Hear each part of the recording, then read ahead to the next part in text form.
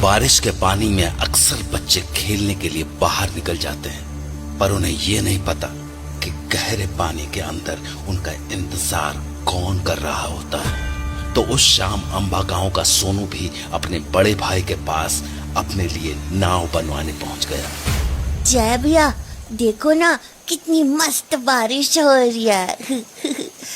मेरे लिए एक मस्त बोट बना दो ना, वाटरप्रूफ वाली।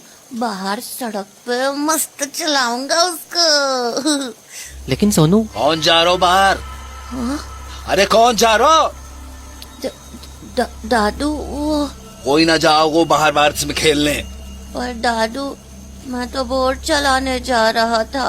बोला ना, कोई ना जाओगे बाहर। यो साल उसके वापस आओ को साल है। किसके वापस आने का साल दादू? उदू के। उदू?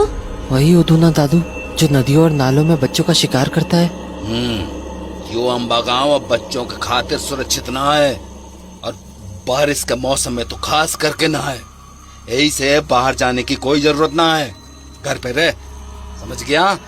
और जय, तारू इम्तिहान है ना कल, तो तू भी पढ़ाई कर। इतना कहकर दादू अपने बिस्तर पर लेट गए और जय और सोनू आपस में धीरे धीरे बातें करने लगे। जय भैया, ये उदू वाली कहानी सच है क्या? हाँ सोनू, हर 12 साल में उदू अंबा गांव लौटता है और छोटे बच्चों का शिकार करता है।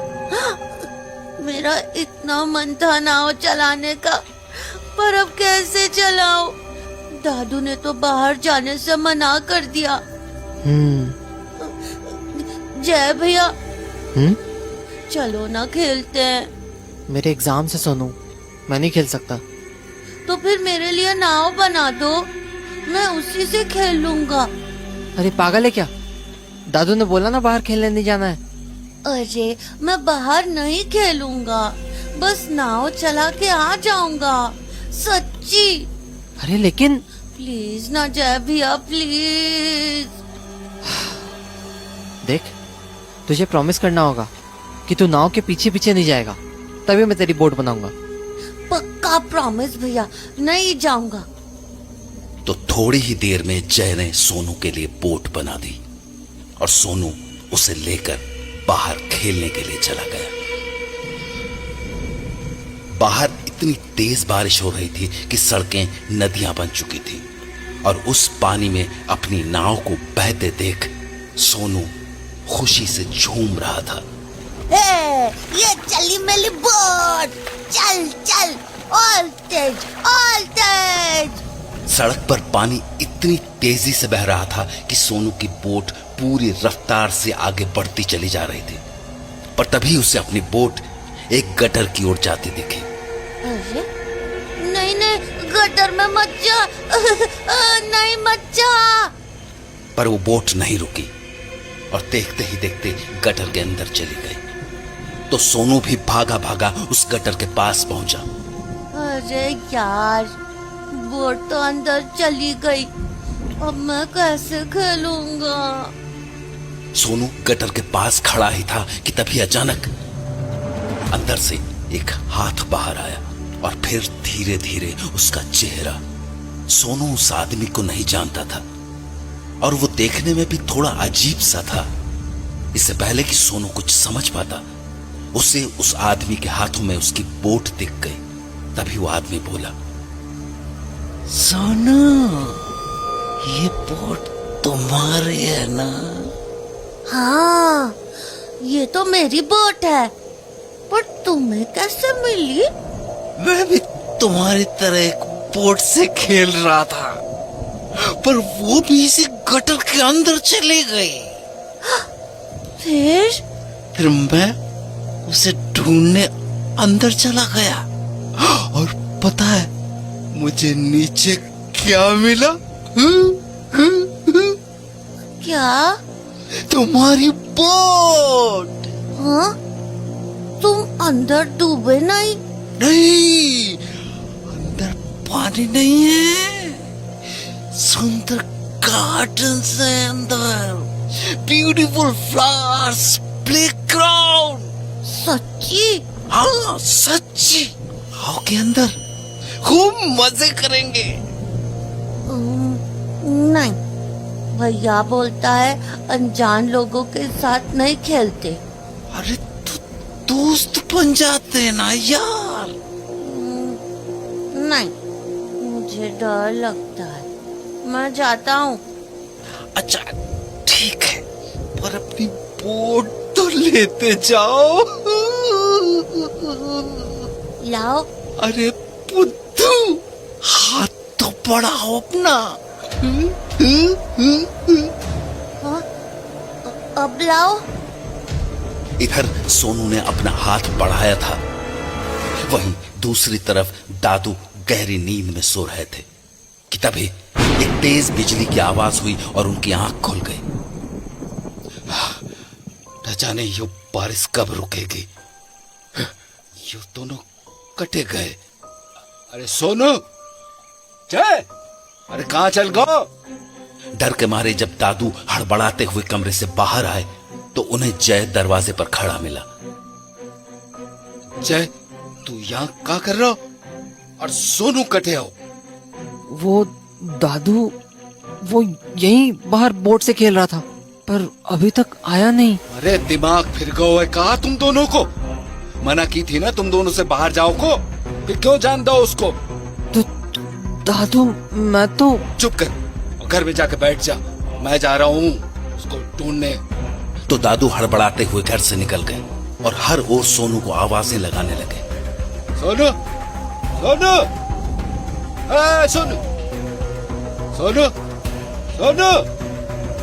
पर सोनू का कोई जवाब नहीं आया। फिर घर से थोड़ी दूर गटर के पास दादू को सोनू की बोट मिली, जिसके ठीक ऊपर एक लाल गुब्बारा हवा में तैर रहा था। उस गुब्बारे को देखकर दादू का दिल बैठ गया, क्योंकि अंबा गांव में लाल गुब्बारे को उदू की निशानी माना जाता था।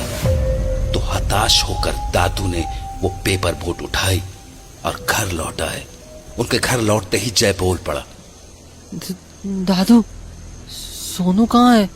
कहाँ गया वो? दादू। जय लगातार सवाल करता रहा, पर दादू ने कोई जवाब नहीं दिया और जय के हाथों में सोनू की बोट थमाते हुए अपने कमरे में चले गए। ये तो वही बोट है जो मैंने सोनू के लिए बनाई थी। दादू, बताओ ना, कहाँ है सोनू? दादू। दादू कुछ नहीं बोले और जय ने पूरी रात उनके जवाब के इंतजार में बिता दी। अगली सुबह जब वो स्कूल गया तो एग्जामिनेशन हॉल में उसका दोस्त मोंटी उससे बोला, ए जय, एग्जाम की तैयारी कैसी है? क्या हुआ? तेरा मुंह क्यों उतरा हुआ है? सोनू खो गया यार। क्या? खो गया? कैसे? पता नहीं यार, कल बारिश में खेलने गया था बाहर, तब से लौटा ही नहीं है। लौटा ही नहीं मतलब? वो तो घर से दूर जाता ही नहीं कहीं।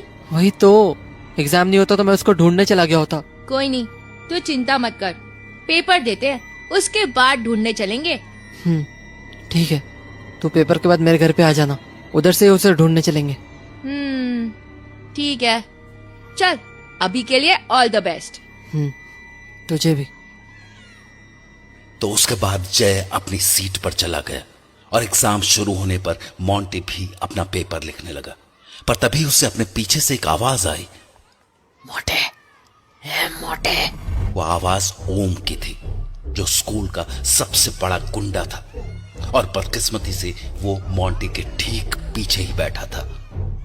अबे मोटे, सुनाई नहीं दे रहा क्या? क्या हुआ? चुपचाप मुझे अपनी कॉपी दिखा, मुझे कोई भी सवाल नहीं आ रहा है। पर क्या पर कर रहा है? देख, तूने कॉपी नहीं दिखाई ना, तो तेरा वो हाल करूंगा कि घर जाने लायक नहीं बचेगा, समझा? मोंटी जानता था कि ओम मजाक नहीं कर रहा था, उससे पूरा स्कूल कांपता था, इसलिए उसने उसे अपनी कॉपी दिखाना ही बेहतर समझा। पर तभी मोंटी के मन में एक ख्याल आया कि अगर वो ओम को अपने सवाल नहीं दिखाएगा तो ओम पक्का फेल हो जाएगा और अगली क्लास में उसे ओम को झेलना नहीं पड़ेगा। तो पलटकर मोंटी ने ओम से कहा, मैं तुझे क्यों दिखाऊं? मुझे एग्जाम लिखने दे। उसके बाद ओम ने कुछ नहीं कहा, पर उसकी आंखों में मोंटी के लिए गुस्सा साफ दिख रहा था। थोड़ी देर तक वो वहीं बैठा रहा। फिर टीचर को अपनी कॉपी देकर एग्जामिनेशन हॉल से बाहर जाने लगा, पर जाने से पहले वो मोंटी के पास रुका और उसे गुस्से से देखते हुए बोला, तू बाहर मिल बेटा। अगर तू आज अपने पैरों पे चल के घर चला गया ना तो मेरा नाम ओम नहीं। ओम की धमकी सुनकर मोंटी बहुत डर गया, क्योंकि वो जानता था कि आज स्कूल के बाद ओम उसे नहीं छोड़ने वाला था। इसलिए एग्जाम खत्म होते ही वो छुपते छुपाते अपने घर की ओर चला आया और वहां अपना स्कूल बैग रखकर जय के घर जाने लगा। पर अभी वो आधे रास्ते ही पहुंचा था कि उसे अपने बाईं ओर वाले तालाब के ऊपर एक बड़ा सा गुब्बारा दिखा। वैसे तो मोंटी की उम्र गुब्बारों से खेलने की नहीं थी, पर उस लाल गुब्बारे ने मानो उस पर कोई जादू सा कर दिया था। मोंटी उस गुब्बारे को पकड़ने के लिए पानी में जाने की सोच ही रहा था कि तभी उसकी नजर तालाब में तैर रही एक कमीज पर पड़ी। मोंटी उस कमीज को देखकर तुरंत समझ गया कि वो कमीज सोनू की ही थी, क्योंकि उसने आखिरी बार सोनू को उसी कमीज में देखा था। उस कमीज को देखने के बाद मोंटी के दिमाग से उस गुब्बारे का ख्याल निकल चुका था। अब वो बस सोनू की उस शर्ट को तालाब से निकाल लेना चाहता था, पर अभी वो तालाब में उतरने की सोच ही रहा था कि उसे अपने पीछे से एक आवाज आई, ओए मोटे, पानी में सुसाइड करने जा रहा है क्या? ओम की आवाज सुनकर मोंटी की रूह कांप गई। गुब्बारे और जय की मदद करने के बीच वो ये भूल ही गया था कि ओम ने उसे सबक सिखाने की धमकी दी थी। ओम, तुम क्यों आए हो यहाँ? साले मोटे, अब तू मुझे बताएगा कि मैं कहाँ हूँ और कहाँ नहीं। मैं यहाँ तुझसे हिसाब चुकता करने आया हूँ, समझा ना? क्यों? कौन सा हिसाब? अच्छा, साले हाथी के बच्चे, इतनी जल्दी भूल गया? याद है ना क्या कहा था तूने मुझे एग्जाम में? ओम भैया, वो गलती से। ओहो, ओम भैया, तू तो मिमियाने लगा बे। अब चुपचाप यहाँ चल। मोंटी जानता था कि वो यहाँ से कहीं नहीं भाग सकता। उसे अब ओम की बात माननी ही थी, तो वो डरता हुआ ओम के पास चला गया। ओम भैया, देखो, मुझे जाने दो। अबे चुप, ज्यादा चबड़ चबड़ मत कर, वरना इसी तालाब में धक्का दे दूंगा, किसी को पता भी नहीं चलेगा। ओम भैया प्लीज, मम्मी ने जल्दी बुलाया घर पे, प्लीज जाने दो। मम्मी ने जल्दी आने को बोला है? और यहाँ जो तेरा बाप तेरे को रुकने को बोल रहा है, उसका क्या? मुझसे गलती हो गई, अगली बार से जो बोलोगे वही करूँगा, जाने दो प्लीज। मोंटी गिड़गिड़ा ही रहा था कि ओम ने अपने कमीज के अंदर से एक चाकू निकाल लिया। देख इस चाकू को, हाँ?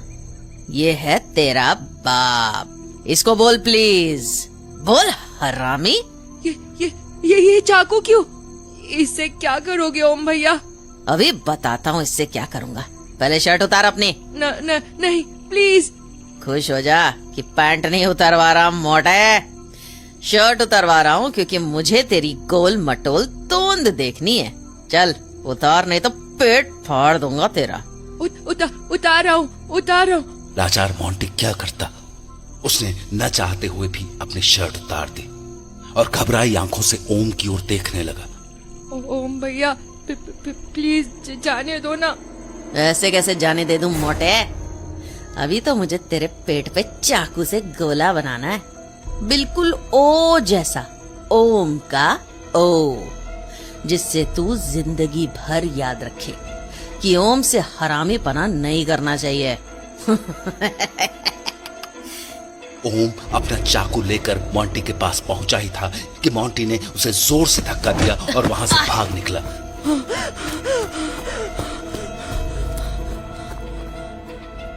इस शो को पूरा देखने के लिए डाउनलोड कीजिए हेडफोन एनिमेशन ऐप।